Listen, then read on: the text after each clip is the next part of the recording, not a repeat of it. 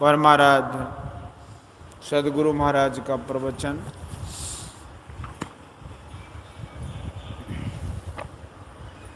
महर्षि में ही सत्संग सुधा सागर से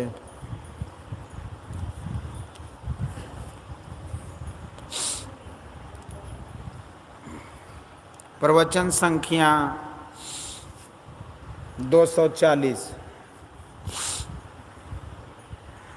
सेवाहीन होने से रंगने के स्थान पर भी नहीं रंगोगे। प्यारे लोगों, कल्याण में सुख सबको पसंद है। सुख अकल्याण में भी होता है, जिसको लोग जानते हैं।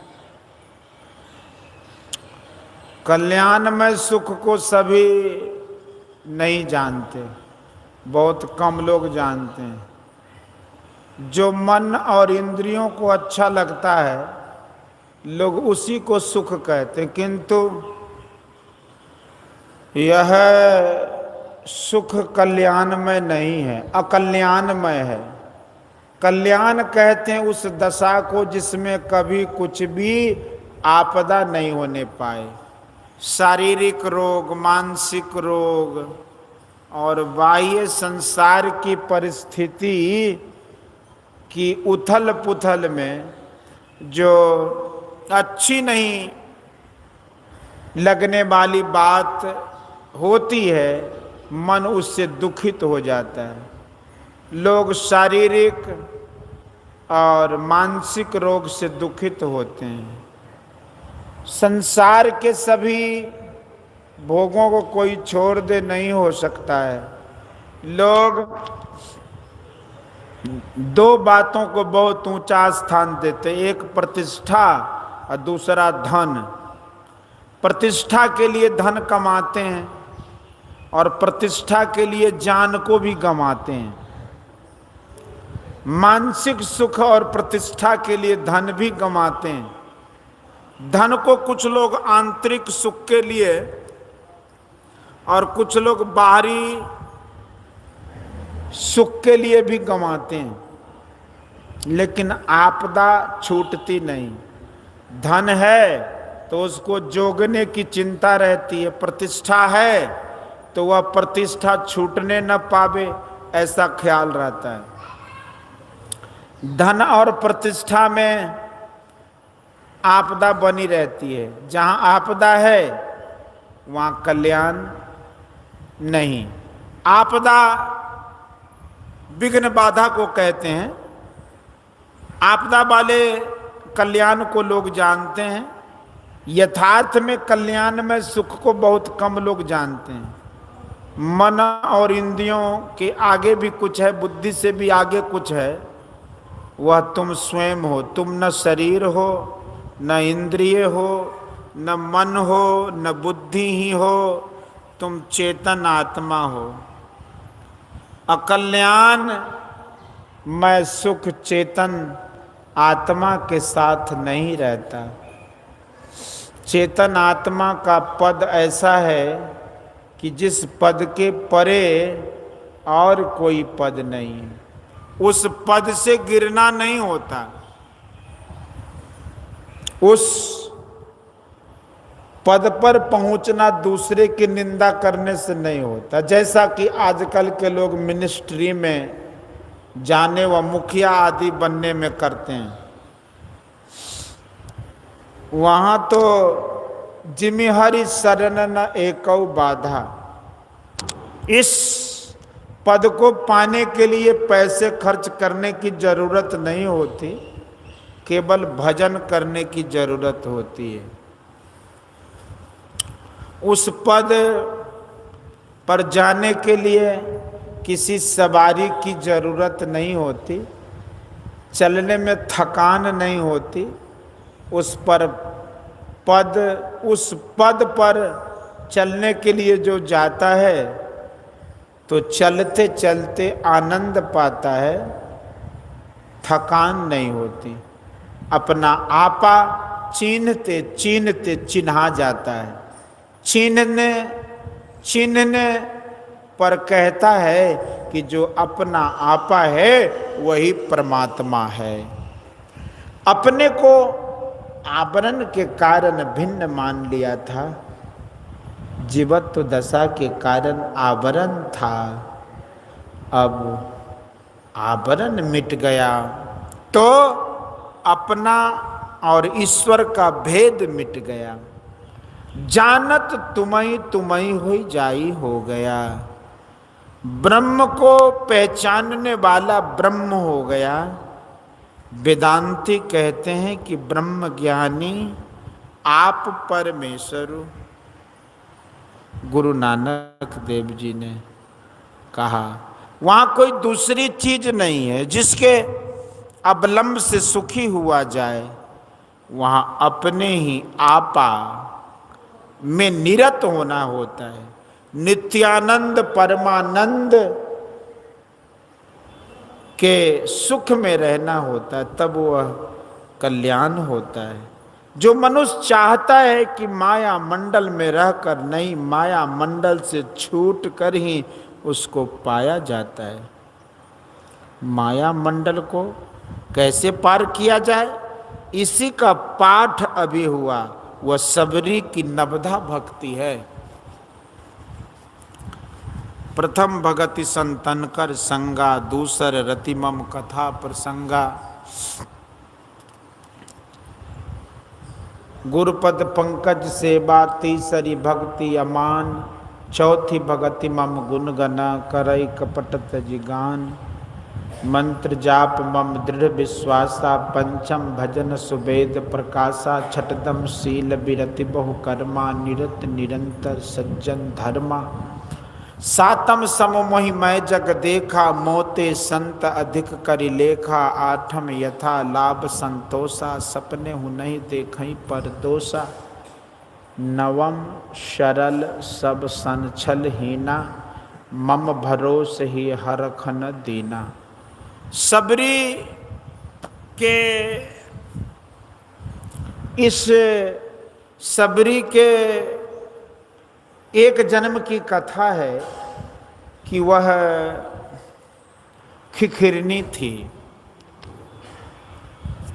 दूसरे जन्म में राजा की रानी हुई और तीसरे जन्म में शबरी हुई।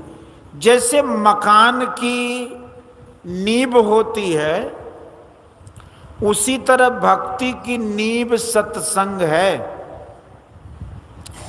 इसमें साधु संत लोग अपनी तरह की वार्ता चलाते हैं, वे ब्रह्म माया जीव परमात्मा बंध मोक्ष आदि की वार्ता चलाते हैं। धन प्रतिष्ठा की नहीं, सुकर्म कुकर्म त्याज्य कर्म ग्राह्य कर्म का वर्णन करते हैं। ब्रह्म के निर्गुण स्वरूप की वार्ता करते हैं। सत्संग से कल्याण और अकल्याण का ज्ञान होता है, ईश्वर भजन का प्रेरण मिलता है। मन लगाकर सुनने से प्रेरणा मिलती है, मन लगाकर नहीं सुनने से प्रेरणा नहीं मिलती है। गोस्वामी तुलसीदास जी ने कहा है कि नित्य प्रति दर्शन साधु के, ओ साधुन के संग, तुलसी काहे वियोगते नहीं लागा हरि रंग। मन तो रमे संसार में तन साधुन के संग, तुलसी याही वियोगते नहीं लागा हरि रंग। साधु संग में जाकर भी मन कुछ से कुछ सोचे तो लाभ नहीं होगा, इसलिए मन एकाग्र करके कथा सुनो। प्रथम भक्ति संतों का संग करो और दूसरी भक्ति कथा प्रसंग मन लगाकर सुनो। मन लगाकर सुनो तो काम हुआ, नहीं तो नहीं हुआ। लेकिन जो साधु के संग में नहीं जाता है, उससे वह अच्छा है जो साधु संग में जाता है। कम से कम कभी कभी तो वह सुनेगा, असल में मन लगाना सार है।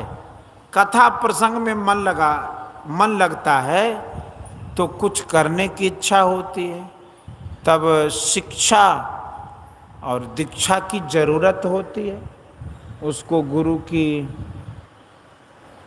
आवश्यकता जान पड़ती है। खोजते खोजते कहीं न कहीं मन के लायक श्रद्धास्पद मिल जाते हैं तो वह गुरु धारण करता है और मान रहित होकर गुरु की सेवा करता है। यह तीसरी भक्ति है। गुरु सेवा से ज्ञान होता है, सेवाहीन ज्ञानहीन होता है। सेवाहीन होने से रंगने के स्थान पर भी नहीं रंगोगे, सेवा से रंगोगे। इसलिए गुरु की सेवा करो। पहले से भी यह बात है कि प्रतिमा पूजन बहुत जोरों से है। प्रतिमा पूजन में अपने इष्ट का भाव उस प्रतिमा में रखते हैं। नवधा भक्ति में प्रतिमा पूजन का लेस मात्र भी संकेत नहीं है। संतों का संग और गुरु की सेवा करने को कहा है। भगवान राम ने कहा कि मोते संत अधिक करी लेखा। संत में ही कोई गुरु होते हैं। संत गृहस्थ वेश में हों, संत गृहस्थ वेश में भी हो सकते हैं और विरक्त वेश में भी। पहले भी ऐसे हुए हैं और आज भी संसार खाली नहीं है। वेश या रूप रंग से कोई संत नहीं होता। आचरण से, सद्व्यवहार से, सुशीलता से संत पहचाने जाते हैं।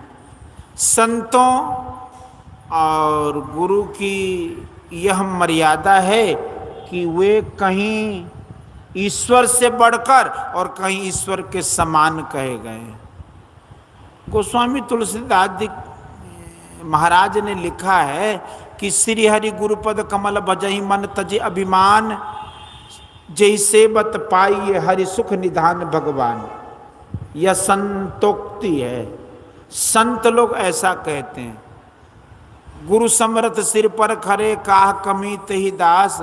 हरिद्धि सिद्धि सेवा करे मुक्ति न छोरे पास। गुरु गोविंद दो उखरे काके लागू पाए। अब बलिहारी गुरु आपने गोविंद जी बताए। गुरु हैं बड़े गोविंद ते मन में देख विचार। हरि सुमरे तो वार है, गुरु सुमरे तो सो पार। गुरु पार ब्रह्म सदा नमस्कार। गुरु नानक देव जी ने कहा। गुरु की सेवा कह दी गई, यही प्रतिमा पूजन हुआ। कहीं धातुमय, कहीं मृणमय, कहीं मणि की प्रतिमा लोग बनाते हैं। बनाए हुए रूप का ये ध्यान करते हैं। वहाँ कोई धातु नहीं होती। गुरु के शरीर में हार, चाम और मांस है, लेकिन ध्यान करते समय हार, चाम और मांस कुछ नहीं रहता। तब मानस ध्यान होता है। दोनों तरह से एक ही घाट पर आते हैं। नवधा भक्ति में मूर्ति पूजन नहीं है, ऐसा नहीं मानना चाहिए। संथाल परगाना में एक आदमी मुझसे पूछने आए कि आप मूर्ति पूजा मानते हैं व नहीं। मैंने कहा कि मानता भी हूँ और नहीं भी मानता हूँ। उन्होंने कहा कि इसका खुलासा कीजिए। मैंने कहा कि ध्यान करने के लिए मूर्ति पूजन मानता हूँ, लेकिन मेला लगाकर आमदनी करने के लिए नहीं मानता हूँ। आजकल तमाम यही होता है कि मूर्ति बनाकर मेला लगाओ और आमदनी करो। मूर्ति पूजन किस लिए है? केवल मूर्ति पूजन ही करते नहीं रह जाओ। मूर्ति पूजन करके मन ठहराओ, फिर इसके आगे बढ़ने का काम करो। जिस जमीन पर कोई गिरता है उसी का सहारा लेकर वह उठता है। स्थूल माया में हम गिरे हुए हैं। इससे उठने के लिए स्थूल सहारा लेना होगा। मूर्ति पूजन स्थूल सहारा है। जैसे पक्षी या वायुयान पहले कुछ दूर तक धरती पर चलकर फिर ऊपर उड़ता है, उसी तरह मूर्ति का अवलंब लो फिर आगे बढ़ो। चौथी भक्ति है कीर्तन, जसगान। जसगान भी मन लगाकर करना, जसगान भी मन लगाकर करना, पाखंडी बनकर नहीं। हमारे जसगान में लोग हमको भक्त समझें, ऐसा ख्याल करके जसगान करना पाखंड है। गुरु से पाए हुए मंत्र का जप, मंत्र का जपो, यह पांचवी भक्ति है। वह मंत्र होता है ईश्वर के अनेक नामों में से एक नाम को जपो। मन नहीं, मन कहीं जप कहीं, ऐसा नहीं, मन लगाकर जपो। सभी भक्तियों का एक दूसरे से संबंध है। इसी प्रकार 5 भक्ति तक करने से मन लगाने की शक्ति होती है। छठी भक्ति में दमशीलता होना होता है, बहुत से कर्मों से मन हट जाना और सदा सज्जनों के धर्म में लवलीन रहना सज्जनों का धर्म होता है। झूठ नहीं बोलने का, व्यभिचार नहीं करने का, मादक द्रव्यों का सेवन नहीं करने का, हिंसा नहीं करने का। मनुस्मृति में 8 हिंसकों का वर्णन है। 1 आदेश देने वाला, 2 मारने वाला, 3 टुकड़ा करने वाला, 4 बेचने वाला, 5 खरीदने वाला, 6 पकाने वाला, 7 परोसने वाला और 8 खाने वाला। सज्जन चोरी नहीं करते, किसी की नज़र बचाकर या किसी को लूटकर सज्जन नहीं लेते। जो 5 पापों को नहीं करते वे सज्जन हैं। वे इंद्रियों को वश में करने के स्वभाव वाले होते हैं।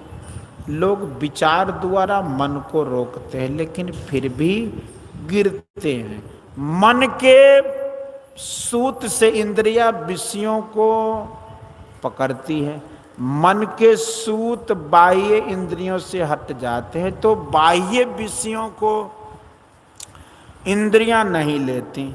इसके लिए जागृत और स्वप्नावस्था पर विचार करके जानिए। जागृत से स्वप्न में जाने के बीच एक अवस्था होती है, तंद्रा। उस समय मालूम होता है कि शरीर के अंदर अंदर सिमटाव हो रहा, बाहर का कुछ ज्ञान रहता है, कुछ जाता है।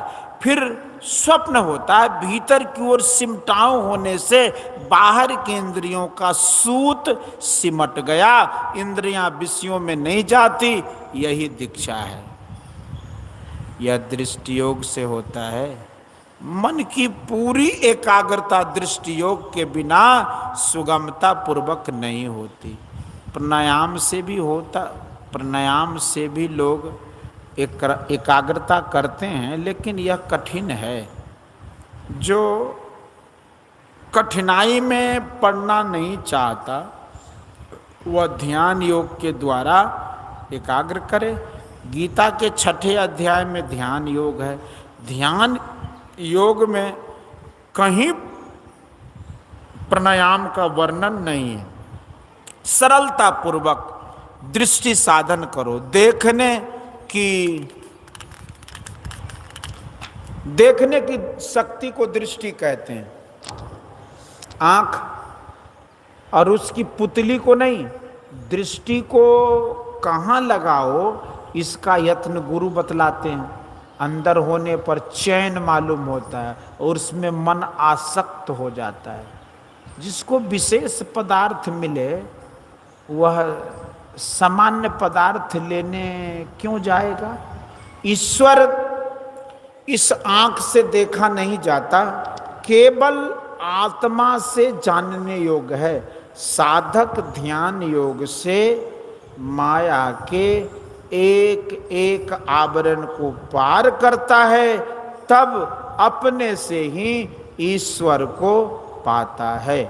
वहाँ हाथ पैर नाक कान मुख आदि कुछ नहीं है। श्रवण बिना धुन सुने, नयन बिन रूप निहारे, रसना बिन उच्चरे, प्रशंसा बहु विस्तारे, नृत्य चरण बिनु करे, हस्त बिनु ताल बजावे, अंग बिना मिले संग बहुत आनंद बढ़ावे, बिनु शीस नबे जहाँ सेवक को सेवक भाव लिए रहे, मिली परमात्म सो आत्मा परा भक्ति सुंदर कहे। यह ऊंची श्रेणी की भक्ति है। नीची सीढ़ी पर भी चढ़ो और ऊंची सीढ़ी पर भी। इसलिए मंत्र जप भी करो, मूर्ति पूजन भी करो और दृष्टि साधन भी करो। जो साधक बाहर के भोगों से सिमट कर भीतर गया, उसको भीतर में क्या मिला? बाहर में प्रकाश के बिना तुम नहीं रह सकते, उसी तरह भीतर में भी प्रकाश है। ईश्वर सर्वव्यापी होने के कारण तुम्हारे अंदर जो प्रकाश है उसमें भी वह व्यापक है। उस प्रकाश को जो पाता है उसको बड़ा रस मिलता है। जो इस सूक्ष्म बात को नहीं जानता वह कहता है कि यह तो योग है, लेकिन यह समझो कि बिना योग के भक्ति नहीं होती और बिना भक्ति के योग नहीं होता। योग शास्त्र में शम दम का बहुत महत्व है। दम के साथ भी मनोनिग्रह होता है। दृष्टि योग में सूक्ष्म माया है।